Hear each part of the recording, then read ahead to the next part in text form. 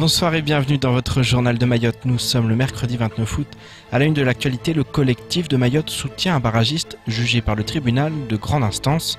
Ce matin, une quinzaine d'individus étaient présents pour assister au procès de Ali Aduri, un barragiste du carrefour Ngouézi lors du dernier mouvement social. Accusé d'injures publiques et de propos racistes, il s'en sort finalement après avoir pu échanger avec la personne ayant déposé plainte contre lui. Après un dialogue franc entre les protagonistes du procès, tout est bien qui finit bien. Nous étions ce matin du côté du TGI afin de suivre cette affaire. Abbas Salidi et Daniel Deragakoa. C'est une nouvelle fois devant le tribunal de grande instance qu'une poignée de membres du collectif de Mayotte s'est retrouvée ce matin. Depuis plusieurs jours, un message circulait afin qu'un maximum de personnes viennent soutenir Ali Aduri. Cet homme n'est autre qu'un barragiste du carrefour Ngouézi, accusé d'avoir tenu des propos injurieux et raciste. Il arrivait peut-être que les gens en colère profèrent peut-être des cris de douleur plus que d'insultes. J'ai envie de dire des cris de douleur, mais ça a été le cas à ce moment-là. Si ça a été mal interprété peut-être par quelqu'un, ce qui fait que nous a amené aujourd'hui, les gens se sont rendus compte qu'effectivement notre mission, notre combat était louable. Aujourd'hui, la personne même qui avait porté plainte, il a reconnu qu'il y avait peut-être une exagération des faits et il est reconnu et s'est mis d'accord avec notre ami pour se serrer la main, pour trouver en tout cas revenir dans un cadre paisible afin qu'on puisse sortir d'ici, rentrer chez nous calmement. La personne ayant déposé plainte a accepté de discuter avec l'accusé. Après de longues minutes d'échange, les deux parties ont pu trouver un terrain d'entente afin de s'arranger à l'amiable. Il faut toujours mettre en avant la discussion. La partie adverse a reconnu que c'était un malentendu. Elle a voulu serrer la main à notre camarade, chose faite. Maintenant, on va essayer d'oublier et de passer à autre chose parce qu'à un moment donné, il faut aussi s'apaiser, il faut discuter, il faut communiquer. Quand il y a un malentendu, c'est une femme et puis c'est un médecin. Il faut le dire, et on a besoin d'un médecin. On ne peut pas, s'il y a un malentendu de ce genre, se faire la guerre inutilement. Donc tant qu'on peut se serrer la main, tant qu'on peut passer à autre chose, je pense que c'est ce qu'il faut pour Mayotte et pour la suite du combat. Tout est bien qui finit bien donc, même si pas plus tard qu'hier, le Front départemental de Mayotte a lancé sur les réseaux sociaux un appel pour le retour de la grève générale en septembre. Ses membres veulent amener les autorités à réagir contre l'absence de reconduite à la frontière. Ils réclament par ailleurs des visas Schengen ainsi que le démantèlement des bidonvilles qui se multiplient sur l'île. De quoi craindre des semaines agitées à l'heure où le bureau des étrangers à la préfecture reste porte close depuis plus d'un mois. Au lendemain de la visite du ministre de l'Éducation nationale, des représentants de la FSU étaient sur notre plateau ce matin. L'occasion de faire le bilan de ces 24 heures au cours desquelles le ministre a réclamé de la patience et une confiance réciproque.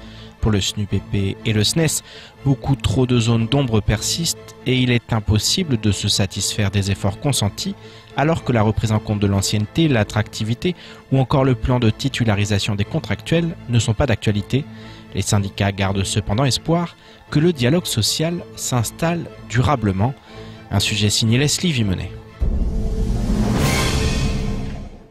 Au sortir de la réunion avec le ministre, les syndicats avaient tous été unanimes. Le compte est encore loin d'y être.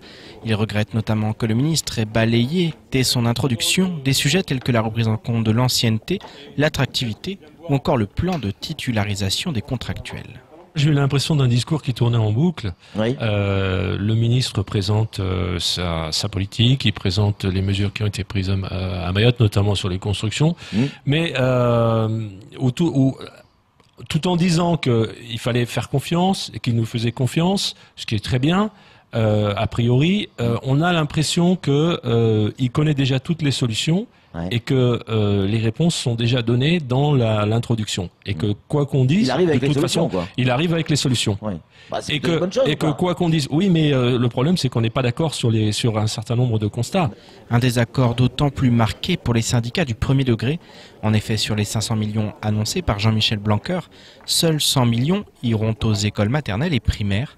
Un chiffre bien insuffisant au regard de la situation pour le SNUPP. Les 100 millions ou les 20 millions par an qui sont débloqués pour Mayotte, ou à Mayotte, eh ben, ça reste rien du tout.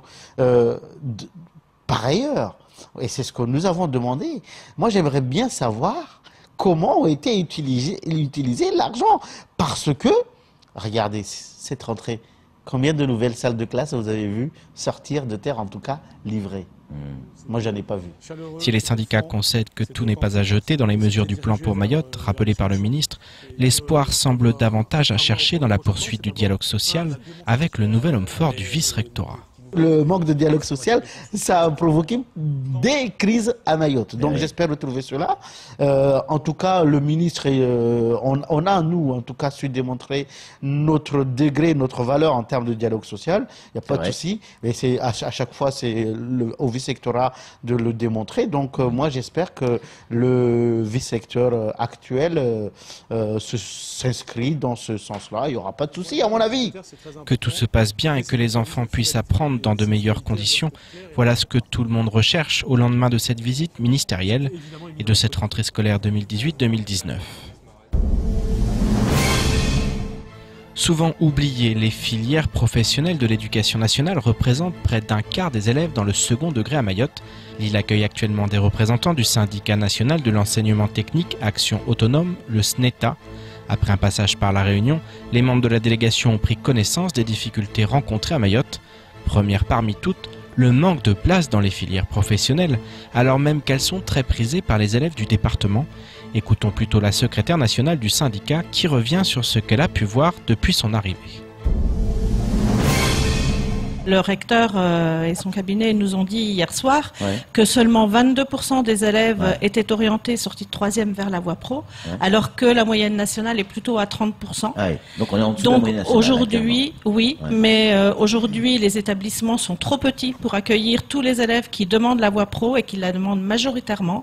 Donc on ne satisfait pas toutes les demandes des jeunes en formation professionnelle. C'est pour ça qu'on n'a que 20 ou 22%, parce qu'il y en aurait plus si effectivement on était en mesure de les accueillir, c'est ça? Voilà. Si on avait peut-être plus d'établissements ou des établissements avec plus d'espace, puisque tous les établissements que nous avons rencontrés sont en surcapacité. C'est-à-dire qu'ils étaient construits pour un nombre d'élèves donné et on est quasiment au double aujourd'hui. Je vous propose maintenant de faire le tour du reste de l'actualité locale de ce mercredi 29 août.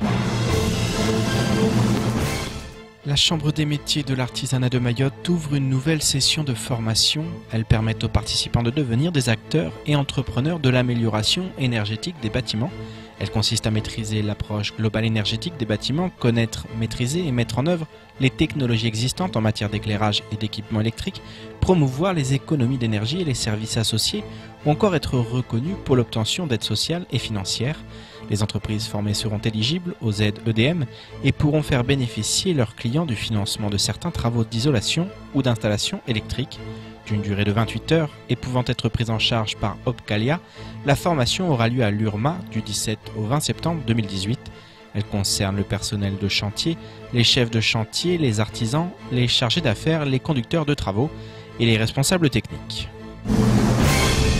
Vendredi dernier, une soirée caritative a eu lieu en faveur de l'association Village d'Eva. Toute l'équipe de l'association Le Village d'Eva remercie tous les participants ainsi que les marraines Lucie, Elisa et Juliette du groupe Élogie et les chanteurs locaux engagés, optimistes Wesley et Austin. Grâce à cette soirée et au showcase des artistes, l'association a pu récolter 7 125 €. Cette jolie somme va permettre au Village d'Eva de poursuivre ses actions en faveur de l'éducation et de la scolarisation des enfants de Mayotte. A noter par ailleurs que les marraines de l'association envisagent de revenir à Mayotte pour de nouvelles actions en faveur de la jeunesse. Elles envisagent également de composer un morceau faisant référence à ce qu'elles ont pu voir et vivre à Mayotte. Un concert serait également dans les tuyaux, même si pour l'heure, les LJ vont partir en tournée dans toute la France. Depuis plusieurs années, des associations, mais également les pouvoirs publics, tentent de lutter contre le braconnage des tortues. La Sea Shepherd a de son côté lancé l'opération Nyamba. L'association sillonne les plages de l'île toutes les nuits afin de protéger les tortues. En parallèle, les agents locaux poursuivent leur mission. Dans la nuit du 17 au 18 août 2018, les inspecteurs du service départemental de Mayotte ont ainsi procédé à l'interpellation de 5 braconniers qui avaient capturé, enlevé et transporté une tortue marine d'environ 150 kg à bord d'un véhicule. Ces braconniers ont depuis été condamnés à 1 an et 6 mois de prison. Les agents de l'Agence française de la biodiversité qui les avaient arrêtés avaient alors remis à l'eau l'animal retrouvé sain et sauf, comme en témoignent ces magnifiques images partagées sur YouTube. On termine cette édition avec l'association Narikem Sada qui a organisé ce jour la journée VIH et hépatite de Mayotte. Sous l'égide de la coordination régionale de la lutte contre le VIH Réunion Mayotte, cet événement a pour ambition de faire un état des lieux de ces pathologies sur notre territoire en donnant la parole aux institutions, au personnel soignant ainsi qu'aux associatifs. L'occasion de faire le bilan donc sur la situation de l'infection à VIH et des hépatites. Abbas Alidi et Amina Ariti étaient sur place pour relayer des messages ô combien importants pour la santé publique. Reportage. Responsables institutionnels, personnel soignant ou encore acteurs du milieu associatif, tous étaient réunis aujourd'hui pour faire le point sur les pathologies sexuellement transmissibles à Mayotte.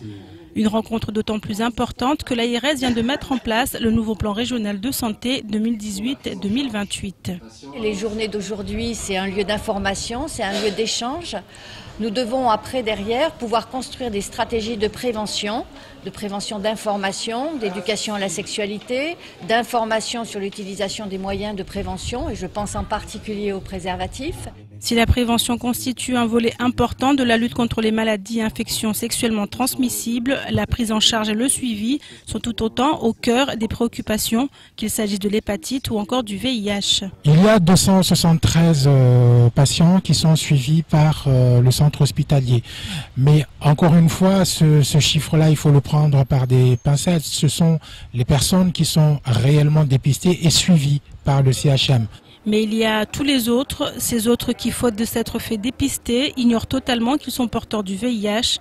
Des efforts considérables doivent donc être consentis dans ce sens par les acteurs locaux concernés par le sujet, en rendant notamment le dépistage plus accessible. Il y a actuellement des moyens faciles de dépistage qui sont ce qu'on appelle les tests rapides, les TROD. Donc nous pouvons proposer ces TROD de façon plus facile à différents endroits du territoire, avec les structures de santé, avec des moyens mobiles et puis aussi dans les camions. On a des camions de dépistage. Des associations telles que Narikem Sada ou encore le planning familial vont ainsi pouvoir disposer de ces tests pour offrir des espaces de dépistage. C'est la fin de votre journal, tout de suite la suite de nos programmes. Bonne soirée et à demain.